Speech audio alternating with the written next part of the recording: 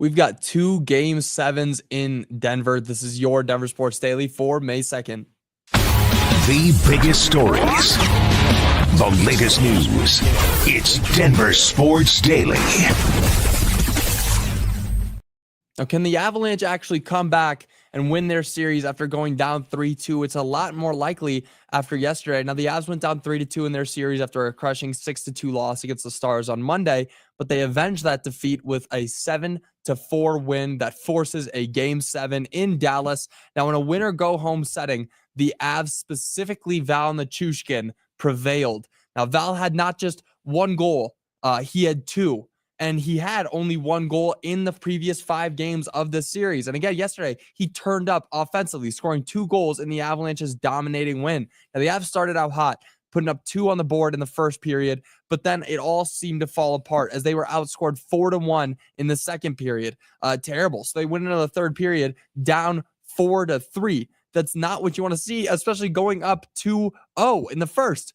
And then they allow 4. That's like a game score right there. 4-1 just in the second period. These teams have been going at it. And honestly, just getting a bit ahead of myself, I can't wait to see what happens in Game 7. Win or lose for the Avs, this has been the most fun series to watch in hockey so far.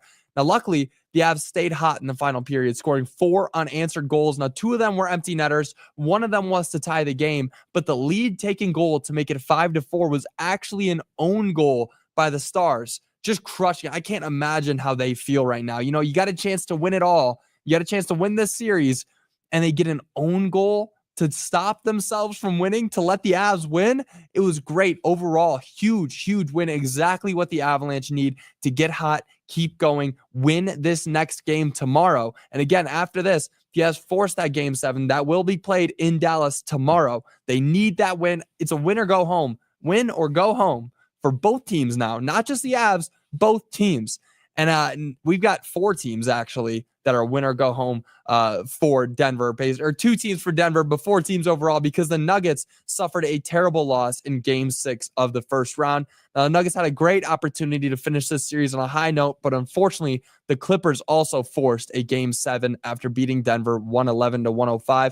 Now, that game was close through the first half as the Clippers held only a 1-point lead heading into the third quarter. 1 point separating the 2 teams. That's all that there was. But that's when it all fell apart for the good guys. Now, the Clippers went on a large run. And by the end of the third, they led by 11 points. The Nuggets defense looked terrible in the second half. I couldn't count how many wide open corner threes they allowed for the Clippers. It was just the easiest basketball play you can run.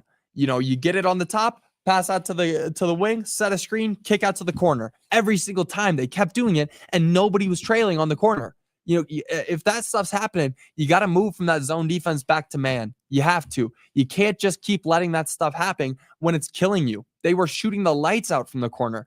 Nuggets were able to close the gap in the fourth, but in the end, they missed 2 open 3-pointers to shorten the lead. And I couldn't tell you how many missed calls, honestly, there were for the Nuggets. I hate to be the one to blame the refs, but there were so many questionable calls that could have changed the outcome of this game. But putting aside the no calls, there was one specific play, and I feel like everybody knows who this player is going to be before I even say it, but Russell Westbrook messed up.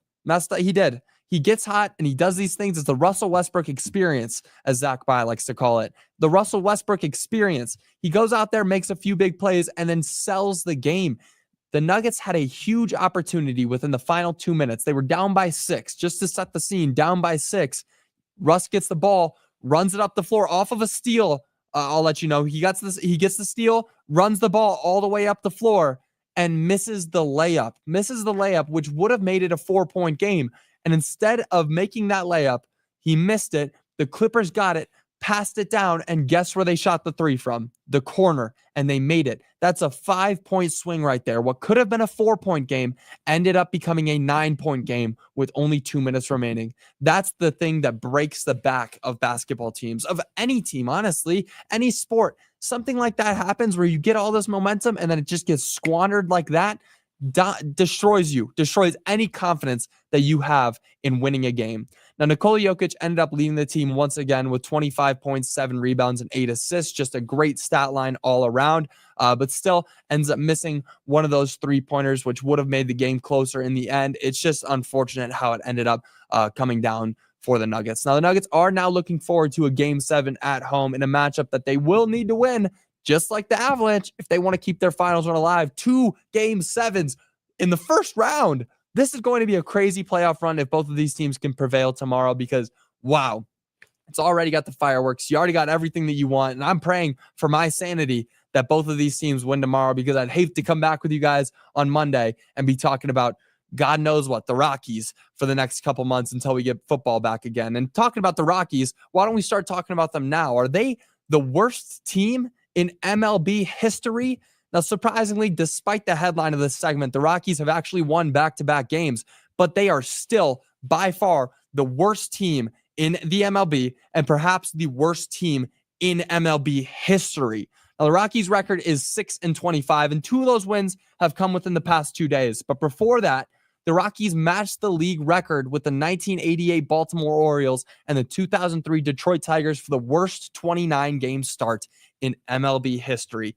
Those 3 are the only teams to play 29 games and have only 4 wins. And it's crazy. Honestly, it's crazy to talk about that and believe that the Rockies started out the season 1-1.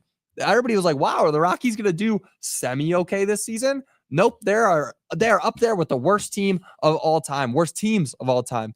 Now, it's really getting to a point where the sell the team comments are getting realistic. There's no reason for anybody to deserve this Rockies team right now. The fans deserve it, but does the team deserve it? Does Dick Monfort deserve it? Nobody deserves to have this team, and especially Dick Monfort, because it's just insane. There's no reason, again, for this team to be so bad other than the fact that Dick Monfort won't spend any money on the players. He won't get any big names. He won't do anything that makes the team actually better because there's nothing, honestly, you can do at this point. It's like you just let this wound fester and fester for so many years, and it's all just falling apart. Now, at this pace, it's projected the Rockies, get this, it's projected the Rockies will win 20 games around mid-September. That's the worst team I've ever witnessed in baseball itself, not just the MLB. I'm talking about baseball itself. I've seen Little League players that are better than some of the players on this team. I've seen Little League records being at the bottom of the league and still better than this. It's just upsetting to talk about. It really is. Like, it is sad to see what this organization is and what it's become because it used to be one of the best organizations to see in Denver. It used to be that. Now it's basically just a mile-high bar set on Blake and 20th. That really is all it is. It's just a big old bar set on Blake Street. That's going to do it for Denver Sports Daily. I do want to read some of your comments. Let's see. MPJ is also turning invisible. It's like, yeah, there's just so many problems. The chemistry isn't there like it used to be for this team. It's all falling apart. Russ plays like he's learning to play. Yeah, honestly, I was playing basketball with my little brother yesterday, and I think that I saw him make more layups over me than I've seen Russ make so far. But again, I don't hate Russ. I hate the Russell Westbrook experience. I want him to be good. He's one of the best players of all time, a top 75 player in the NBA. Don't forget that. But yeah, it's just like it's all falling apart for Russ. It's all falling apart. Max player, paid for shooting but can't shoot.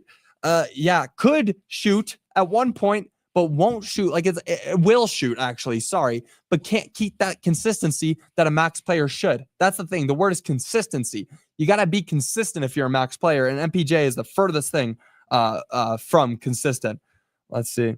Yeah, yes, Rockies stink just like their owners. We need Walter Penners to buy. Great price point when they stink.